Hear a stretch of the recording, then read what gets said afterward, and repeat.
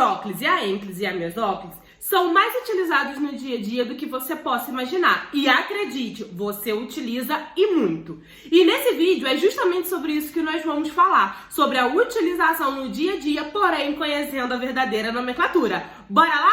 É logo após a vinheta.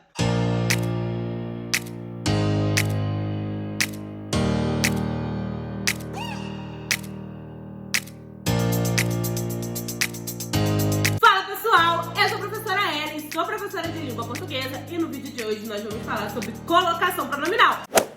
Exatamente isso! A próclise, a ênclise e a mesóclise são classificações da colocação pronominal. E no vídeo anterior, que fala sobre pronomes, inclusive eu tô deixando ele aqui na descrição para vocês, eu falo exatamente qual pronome nós utilizamos para a colocação pronominal, que é o nosso pronome oblíquo. Mas se você quiser uma explicação mais detalhada sobre o pronome oblíquo, é só clicar no link que tá na descrição e ir diretamente ao vídeo sobre pronomes.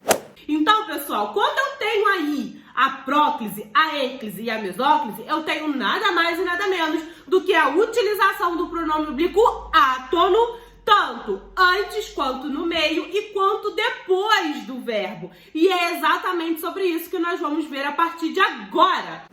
Então, para nós começarmos, nós vamos falar sobre a próclise. O que é a próclise, pessoal? É o emprego do pronome oblíquo átono antes do verbo. Qual o principal ponto que vocês precisam se atentar quando se fala de próclise, ênclise e mesóclise? Quando eu vou posicionar o meu pronome. Mas já vou deixar avisado aí de antemão que no caso da mesóclise, que é quando o pronome oblíquo átono é posicionado no meio do verbo, é um caso muito raro utilizado hoje em dia, no português atual, que é o nosso português contemporâneo, principalmente aqui no Brasil. Então vai aparecer aí na tela os casos que nós utilizamos a próclise e depois eu vou dando um exemplo de cada uma delas, beleza? Então quais são os casos em que a próclise ela é utilizada? Quando eu tenho palavras negativas, quando eu tenho pronome interrogativo, quando eu tenho o pronome relativo, o indefinido, o possessivo, as conjunções subordinativas, que são a mesma coisa que os conectivos, os advérbios, a preposição em mais o verbo no gerúndio e a oração exclamativa em que eu coloco uma expressão de desejo, tá? E no caso, uma oração exclamativa onde há expressão de desejo. Para nós conseguirmos entender da melhor maneira possível, vamos aos exemplos utilizados em cada uma delas. Por exemplo, quando eu digo em palavras negativas, eu estou falando das expressões nunca, jamais, ninguém, não, etc. São palavras que expressam teor negativo. Quando eu tenho aí nunca me esqueci de você, eu tenho aí uma palavra negativa. Agora, quando eu tenho um pronome interrogativo, por exemplo, quem, o qual, o que, vale ressaltar que o pronome interrogativo é utilizado em interrogativa direta ou interrogativa indireta. Quem nos entregará tudo sobre a língua portuguesa? Então, quem nos é o pronome oblíquo átono, participante da próclise nessa situação. Quem nos entregará? Antes do verbo e após o pronome interrogativo.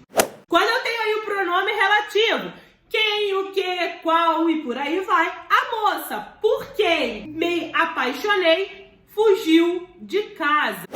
Passando as condições subordinativas, eu tenho aí quando, embora, como, ainda que, desde que, etc, tá? Quando eu digo assim, no exemplo, quando o apresentei para minha família, todos ficaram felizes. Então eu tenho o quando enquanto conjunção subordinativa, o apresentei para minha família, etc. Eu tenho aí o caso de próclise.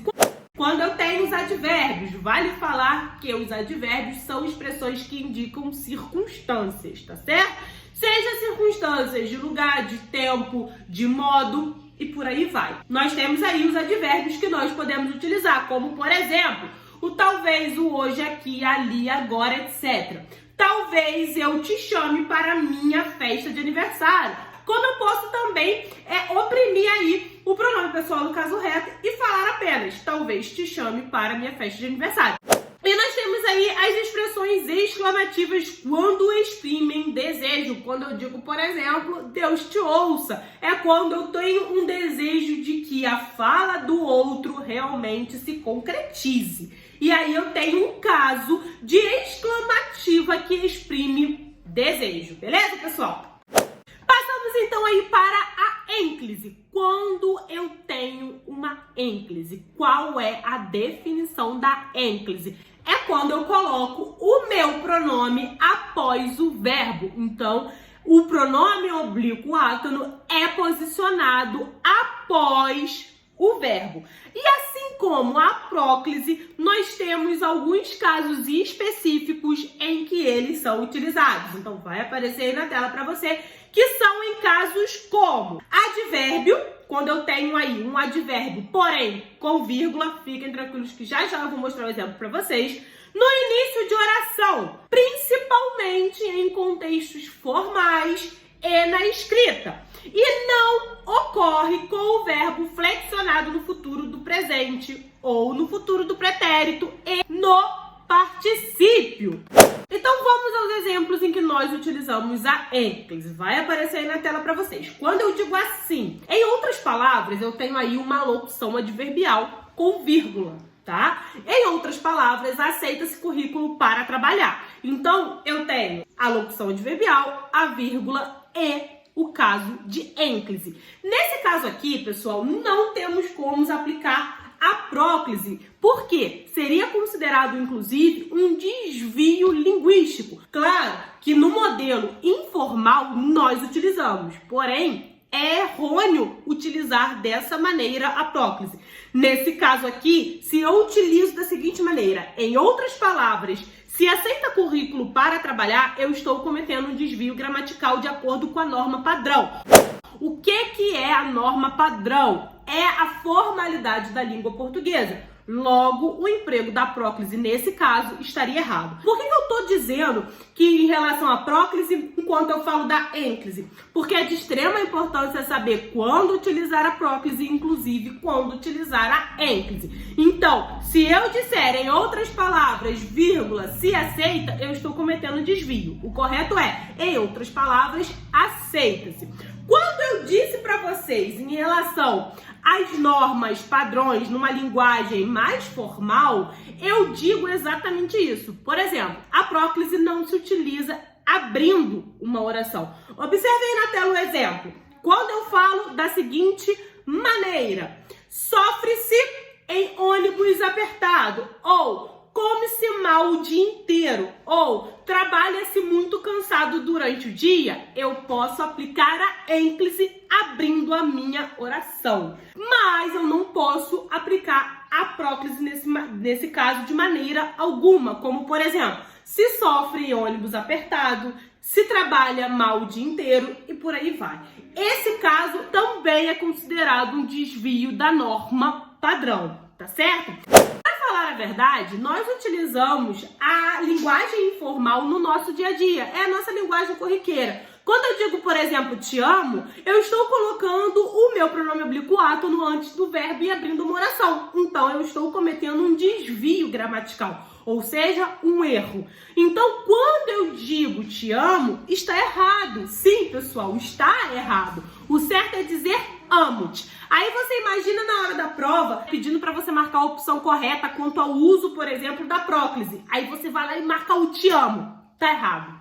Porque o certo seria amo-te. Ou então que você tivesse que marcar aí o uso correto em relação à ênclise. E aí tem lá o amo-te e você não marca justamente por não ter essa noção. Então é preciso se compreender que realmente o que nós utilizamos no dia a dia muitas vezes não está correto, como é o caso de aplicar a próclise antes do verbo, no caso de te amo. Então, te amo, sim, está errado. Quando eu digo também, me liga, por favor, que eu quero falar com você, eu também estou cometendo um desvio linguístico. O certo é, ligue-me, por favor, que eu preciso falar com você. Por quê? Porque eu não utilizo, repito, não utilizo a próclise abrindo uma oração. Eu utilizo a ênclise no modelo formal.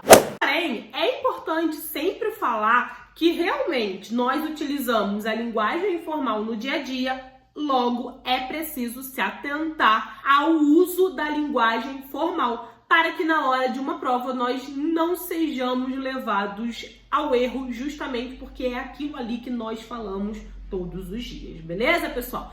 Além de todos os pontos mencionados até aqui, nós temos o último ponto da abordagem da ênclise, que é a não utilização da ênclise após o particípio. Vale ressaltar que o particípio é uma forma verbal onde eu finalizo a conjugação do meu verbo em ado ou ido, como por exemplo, amado, bebido e partido. E aí nós temos, após esse formato de particípio, a não utilização da ênclise. Observe aí o exemplo. Ela tinha ajudado-me a tirar 10 na prova, eu tenho um erro. Por quê? Ajudado é o particípio do verbo ajudar. Logo, eu não utilizo a ênclise após o particípio. Então, o correto seria: ela tinha me ajudado a tirar 10 na prova. Nesse caso aí, a ênclise é o formato errado. E aí, o que entra como correto é o uso da próclise. Beleza, pessoal?